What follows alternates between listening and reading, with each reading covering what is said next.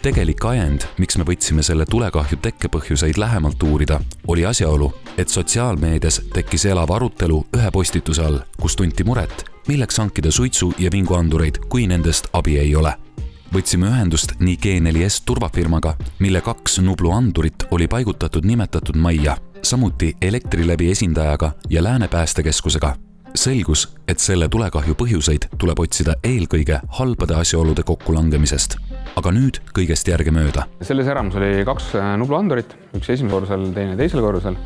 Ja siis kell 17.29 saime me häireteate esimese korruse andurist ja korraga saabusid meile nii suitsuhäire kui ka vingugaasi taseme kõige kõrgem häireteade.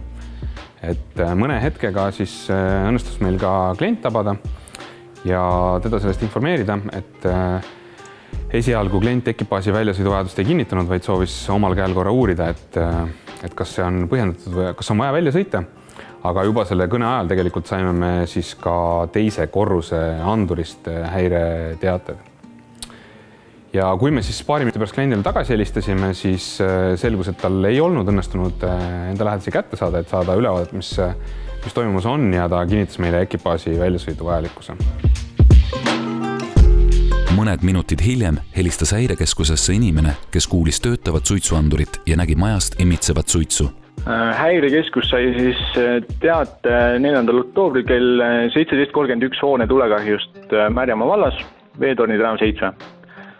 Esimesena sündmuskohale jõudis Märjamaa päästekomando, kes saabus siis kell 17.35 ja luure käigus nad siis selgitasid välja, et hoone esimese korruse aknast on leegid väljas ning kinnitasid teise väljasõiduastme ja sellele siis järgnes tulekahju kustutamine ja tulekahju likvideerimisest teavitati kell 18.29. Põhiline tulekolle asus hoone esimesel korrusel ning just seal, kus asus tehnika. Majas sees oli kõige suuremad tulekahju termised ja suitsukahjustuse mõjud nähtavad siis hoone köögist. Just siis köögi parempoolses nurgas, kus paiknesid pesumasin, külmkapp ja nende pistikupesa. Et tõenäoliselt on tulekahju sealt alguse saanud ja rikkest elektripaigalises. Päästeametnike sõnul toimuvadki põlengud väga kiiresti ja vaid minuti jooksul võib tuli olla levinud väga kaugele. Sealkohal me teame, et kõik need andurid rakendusid, hoone omanik sai ka turvafirmalt kõne ja kuidas see tulekahju võis välja näha, oli selline, et selle elektripistiku kõrval oli ka kohe kaardin. Et tõenäoliselt on sellest elektripaigalise rikkest kohe kaardin põlema läinud ja kaardinad teatavasti sütivad väga kähku. Ja hoones olid ka kõik uksed lahti, mis siis soodustas tulekahju levikut teistesse tubadesse ja hoone osadesse.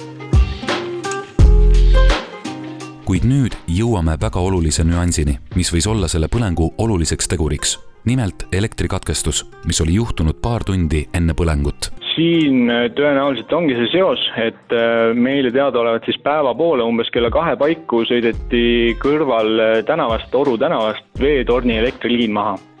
Ja seda läksid ka siis elektrikud taastama. Elektriliin taastati kella 4 paiku umbes, pingestati uuesti ja tegelikult see sama elektriliin läks nüüd ka Veetorni tänava 7 hoonesse. Ja see elektriliin siis oli hoone küljest lahti tõmmatud just siis see neutraalfaas. See tähendab nüüd, et hoones võis tekkida selle tulemusel ülepinge ja siis see ülepinge tekitas rikke just seal köögi elektrijuhtmestikus siis. Et tõenäoliselt on selle tulemusel see tulekahju sinna tekkinud. Meile tuli see sündmus tegelikult kliendi teatena sisse, ehk siis sealt piirkonnast helistas meile klient, kes ütles, et temal ei ole voolu. Ja selle peale meil siis rikkebrigaad läks koha peale ja tuvastas, et ühel madalpinge õhuliini lõigul oli tulnud üks klemm lahti, mis oli siis juhtunud tänu sellele, et sinna otsa sõideti. Ja selle klemmi tulemusena oli siis kadunud ära võrgust osaliselt pinge. Ja selle siis rikkebrigaad parandas ja taastas elektrivarustuse klientidele, et see on see, kuidas meie jaoks see sündmus lauda tuli. kuigi me täna päris täpselt ei tea, mis see põhjus võiks olla, siis sellest, mis meile info on edasi antud, mingisuguse kodumasina rikkest see alguse sai ja see kindlasti võib olla mõjutatud sellest samast eelnevast sündmusest. Aga täna täpselt infot teadmata on seda konkreetset põhjust väga raske hinnata. Tule levik oli sedavõrd kiire ja kõik toimus vaid mõne minuti jooksul. Samas toimisid suitsuandurid, samuti saabusid päästed loetud minutitega. Analüüsides seda, kuidas need andurid meile signaale on andnud, ei ole küll hetkel mingit põhjust väita, et seal midagi ei oleks toiminud nii, nagu peab. Ja samamoodi õnnestus meil klient kiirelt kätte saada ja selles mõttes ka see infovahetus ja tegelikult inimesed olid ikkagi teinud maksimum, mis nende võimuses, paigaldanud signaali edastada oskavad andurid ja selle poole pealt nagu käitunud hästi eeskujulikult. Kindlasti oleks suureks abiks olnud rikkevoolu kaitse. Et selliseid õnnetusi tulevikus vältida, annab Elektrilevi esindaja mõned kasulikud soovitused. 3 soovitust annaks. Üks asi on majandus, kus meil on elektripaigaldus juba mõnda aega tagasi ehitatud, siis tuleks vaadata üle see, et milline on siis see kaitseseade, mis on nende kilbis või nende juhtmete ees. Ja kui see on tõesti nüüd vanem veneaegne mingisugune kaitselüliti, siis tasuks tõesti mõelda selle peale, et see vahetada tänapäevasema lülitu vastu. Et tagada see, et kui sul kodus midagi juhtub, et see välja lülitatakse. Ja lisaks kaitseseadmele tegelikult väga tugevalt soovitaks mõelda rikkevoolu kaitsme paigaldamisele. Ja 3. teema, mida me tegelikult soovitame, on see, et kuigi seaduse mõistes ei ole kodudes kohustuslik oma elektripaigaldist mingi aja tagant üle vaadata või lasta kontrollida professionaalidel, siis tegelikult me kindlasti soovitaksime seda mingitel hetkel teha. Kõigele lisaks peab kindlasti paigaldama suitsu- ja vinguandurid.